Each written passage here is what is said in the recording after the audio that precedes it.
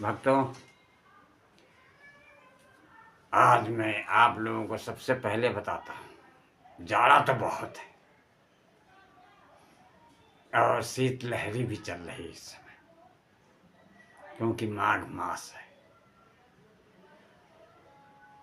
लेकिन जो भक्त लोग हैं, पूजा पाठी लोग हैं, उनको स्नान ध्यान तो अवश्य ही करना पड़ता है। इसलिए मैं आज आप लोगों को बताता हूँ। पहला ब्रह्म स्नान सुबह होता है, 4 बजे से 5 बजे तक उसको ब्रह्म स्नान कहते हैं। देव स्नान दूसरा सुबह 5 बजे से 6 बजे तक होता है, जिसको देव स्नान कहते हैं। इस स्नान से मोक्ष प्राप्त होता है। तीसरा मानव स्नान, सुबह 6 बजे से 8 बजे तक। इस स्नान से धन वैभव प्राप्त होता है। चौथा स्नान है दानव स्नान, सुबह 9 बजे से 12 बजे तक होता है। इस स्नान से दरिद्रता, कलह, रोग प्राप्त होता है। नहाने का समय बदलो, सभी बाधाएं खत्म हो जाएंगी, किस्मत अपने आप बदल जाएगी।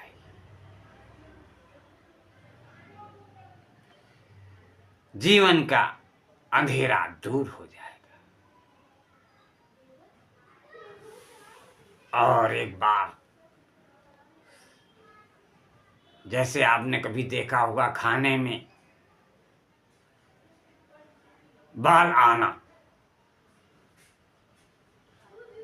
ये संकेत है कि कोई रसोई की देवी लक्ष्मी नाराज हो गई। इसलिए सबसे पहले माता अन्नपूर्णा का भोग अवश्य लगाएं, तत्पश्चात पारिवारिक लोग भोजन करें। और दूसरा गूढ़ रहस्य आज मैं आप लोगों को बताता हूं कि मृत्यु के समय राम नाम सत्य क्यों कहा जाता है।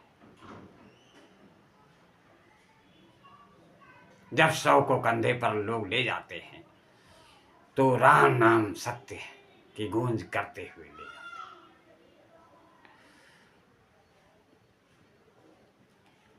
हैं। नजदीकी लोग या रिश्तेदार, मित्रगण शव को कंधे पर उठाकर शमशान ले जाते हैं। रास्ते भर लोग कहते हैं राम नाम सत्य है, राम नाम सत्य है। क्या आपने कभी सोचा है कि ऐसा क्यों होता है? आखिर कंधे पर ही क्यों ले जाते हैं या ले जाया जाता है? भक्तों, काल की गहराई में जब समय का चक्र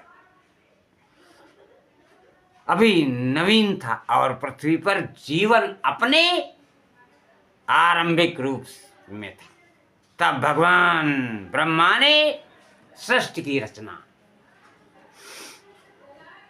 के बाद एक महत्वपूर्ण समस्या का सामना किया। जीवन तो बना दिया, मतलब जीव तो बना दिया, पर मृत्यु का कोई नियत नहीं था। पृथ्वी पर जीव जन्म लेते रहते, बढ़ते रहते, पर मरते नहीं थे। धीरे धीरे पृथ्वी का संतुलन बिगड़ने लगा। भोजन की कमी, स्थान की कमी, अंततः अव्यवस्था का साम्राज्य फैलने लगा। तब ब्रह्मा जी को यह एहसास हुआ कि जीवन के साथ मृत्यु भी आवश्यक है। संतुलन के लिए, नवीनतम के लिए और सबसे यह महत्वपूर्ण बात, आत्मा की मुक्ति के लिए इस महान आवश्यकता को पूरा करने के लिए भगवान ब्रह्मा ने अपने मानस से यमराज का जन्म दिया। यमराज वो जो नियम का पालन और न्याय का प्रतीक हो, जो बिना किसी पक्षपात के अपना कर्तव्य निभाए। जब यमराज ने पहली बार अपने पिता ब्रह्मा जी से पूछा अपने कर्तव्यों के बारे में, तो ब्रह्मा जी ने कहा, पुत्र तुम्हारा कार्य सबसे कठिन है। तुम्हें जीने की आयु समाप्त होने पर उनकी आत्मा को शरीर से मुक्त करना है। तुम मृत्यु में, मतलब तुम मृत्यु के देवता हो, न्याय के प्रतीक हो। यमराज ने विनम्रता से पूछा, पिता यह कार्य तो अत्यंत कष्टकारी है। तो ब्रह्मा जी मुस्कुराए और बोले, पुत्र आरंभ में परंतु समय के साथ जो बुद्धिमान होंगे वे समझेंगे कि तुम शत्रु नहीं मित्र हो।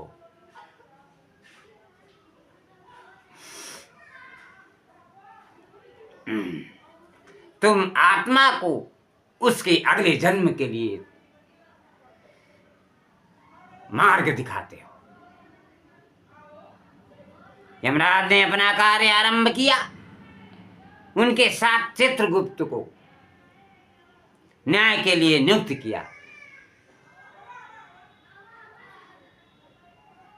गया जो हर जीवक कर्मों का हिसाब रखते थे। आरंभ में सब कुछ सामान्य चल रहा था कि जीव मरते, यमलोक आते, न्याय होता और फिर उनका पुनर्जन्म होता। परंतु एक दिन यमराज के सामने एक अजीब समस्या आई। एक वृद्ध ब्राह्मण की मृत्यु हुई थी। वो जीवन भर धर्म के अनुसार जिया था, पर अंतिम समय में एक छोटी सी गलती हो गई थी।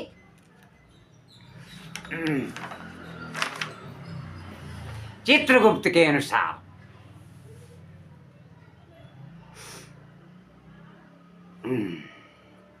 उस ब्राह्मण के पाप और पुण्य दोनों बराबर थे। तो यमराज असमंजस में पड़ गए कि ऐसे व्यक्ति को कहाँ भेजें।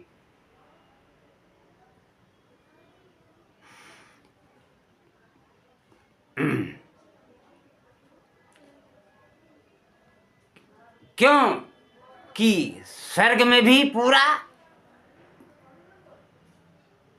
अधिकार नहीं, नरक में भी भेजना न्याय नहीं। तब चित्रगुप्त ने सुझाव दिया, महाराज क्यों ना इस आत्मा को पृथ्वी पर पुनः वापस भेज दिया जाए। एक और अवसर दे दिया जाए। यमराज को यह सुझाव अत्यंत प्रिय लगा और कहने लगे कि इस आत्मा को पूर्व जन्म के लिए भेज दिया जाए। परंतु जब वह आत्मा वापस पृथ्वी पर गई तो एक अजीब घटना हुई।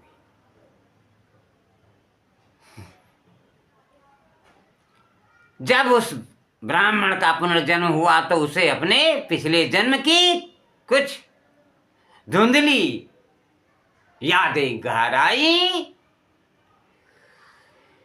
वो बचपन में ही अधिक धार्मिक था और उसने विचित्र बात यह की थी कि वह मृत्यु के बिल्कुल मृत्यु से बिल्कुल नहीं डरता था। जब भी कोई उससे पूछता तो वह कहता मृत्यु तो केवल एक यात्रा है।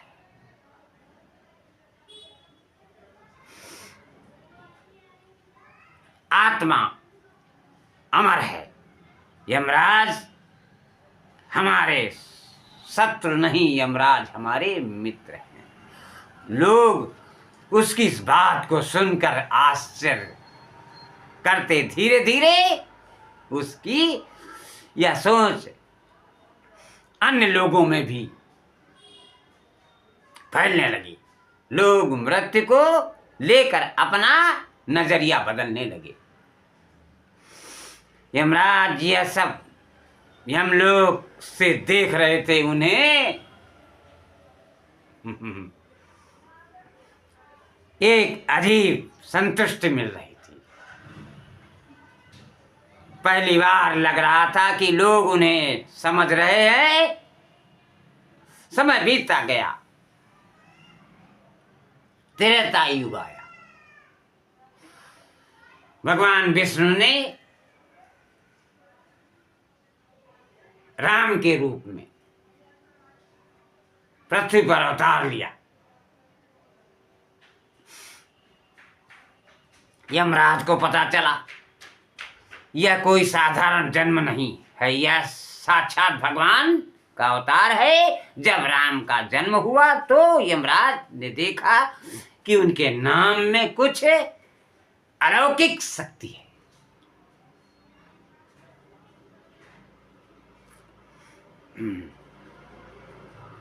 जब भी कोई व्यक्ति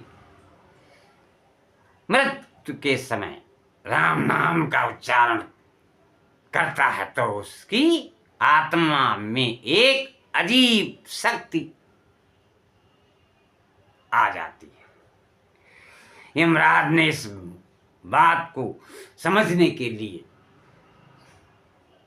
गहरे ध्यान में जाने का निश्चय किया। वे अपने दरबार को चित्रगुप्त के भरोसे छोड़कर हिमालय की एक गुफा में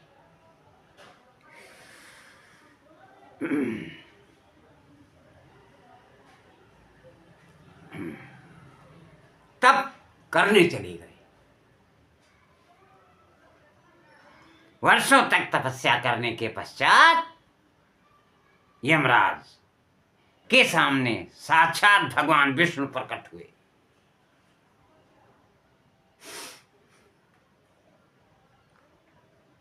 उनके चार हाथों में शंख, चक्र, गदा और पद्म सुशोभित हो रहे थे।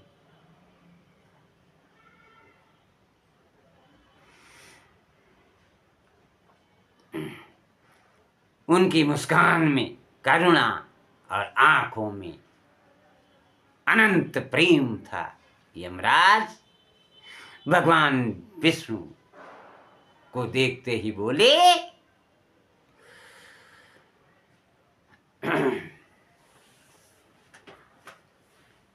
उनका अभिवादन किया तो भगवान विष्णु मुस्कुराकर बोले, तुम्हारे मन में जो प्रश्न है मैं उनका उत्तर देने आया हूं।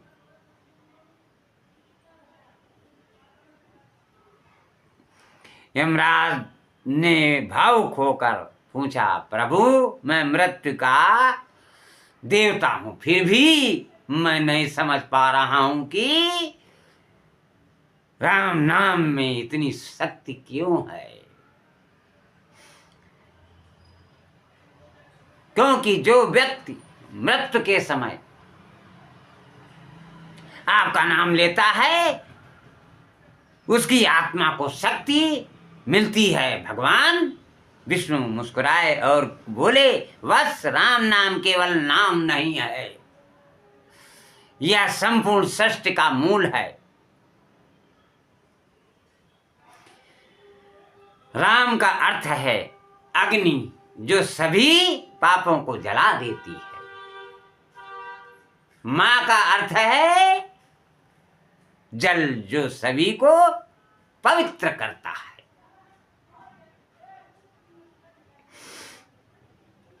जब कोई व्यक्ति राम नाम लेता है तो उसके पाप जल जाते हैं और आत्मा पवित्र हो जाती है। यमराज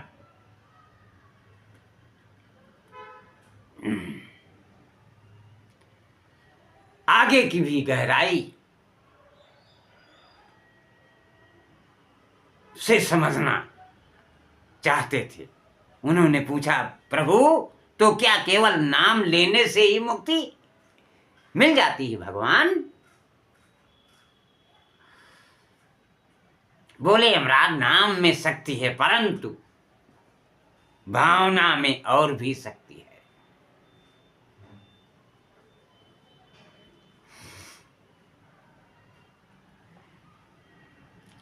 जब कोई व्यक्ति पूर्ण श्रद्धा और समर्पण के साथ राम नाम लेता है तो वह सीधे मेरे पास पहुंच जाता है। पर केवल औपचारिकता से नाम लेना पर्याप्त नहीं है। तब यमराज ने अपना मुख्य प्रश्न पूछा, प्रभु मनुष्य मृत्यु के बाद शव को कंधे पर क्यों उठाते हैं?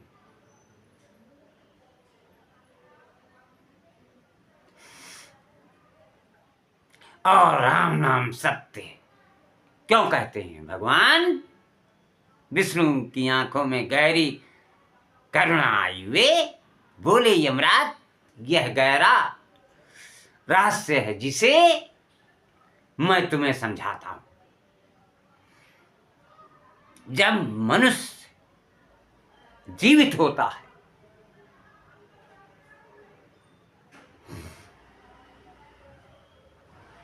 तो वह अपने पैरों पर खड़ा होकर घमंड करता है।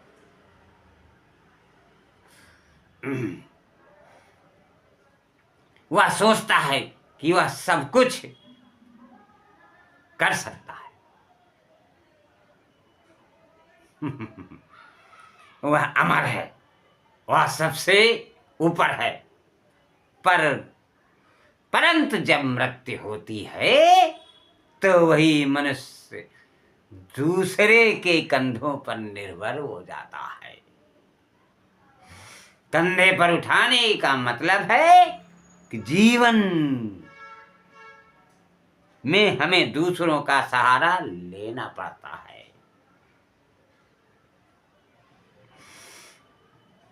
जन्म के समय मां का सहारा, जीवन में परिवार का सहारा और मृत्यु के बाद समाज का सहारा। यह हमें विनम्रता सिखाता है। यमराज मंत्रमुग्ध होकर सुन रहे थे। भगवान ने आगे कहा, और राम नाम सत्य है कहने के पीछे गहरा दर्शन है। जब व्यक्ति जीवित होता है तो उसके पास हजारों नाम होते हैं। बेटा, पिता, पति, मित्र, धनी, गरीब, राजा, प्रजा, परंतु मृत्यु के बाद सभी मिथ्या हो जाते हैं।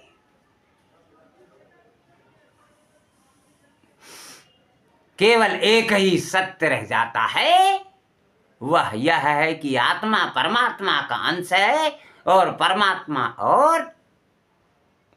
परमात्मा का सबसे सुंदर नाम राम है। इसलिए कहा जाता है कि राम नाम सत्य है, बाकी सब नाश्वर है, केवल परमात्मा का नाम ही शाश्वत है।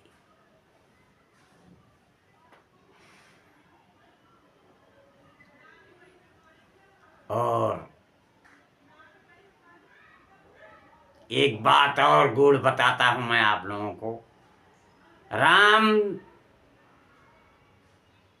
तो केवल नाम है, मंत्र नहीं है।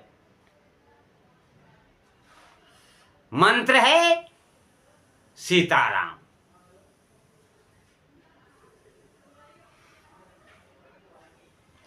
तो अगर माला करनी है तो सीताराम की माला करें। राम राम तो अपने मन में कहते रहें हमेशा, लेकिन मंत्र के रूप में प्रयोग करने के लिए सीताराम महामंत्र है।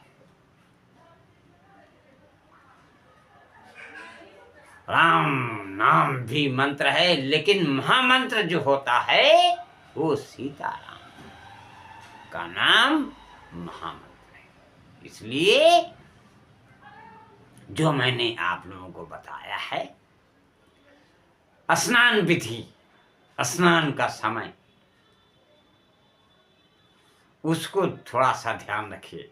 जो भक्त लोग पूजा पाठ में व्यस्त रहते हैं,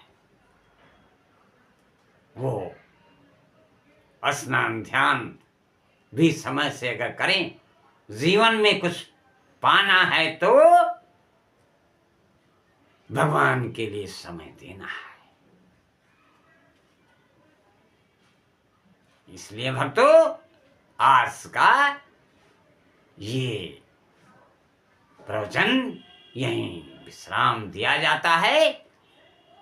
YouTube के समय के कारण व्यवस्था रहती है, इसलिए कम शब्दों में आप लोगों को मैं सब कुछ समझाने का प्रयास करता हूं। सीताराम राम राम सीताराम राम राम सीताराम राम राम सीताराम राम राम सीताराम सीताराम।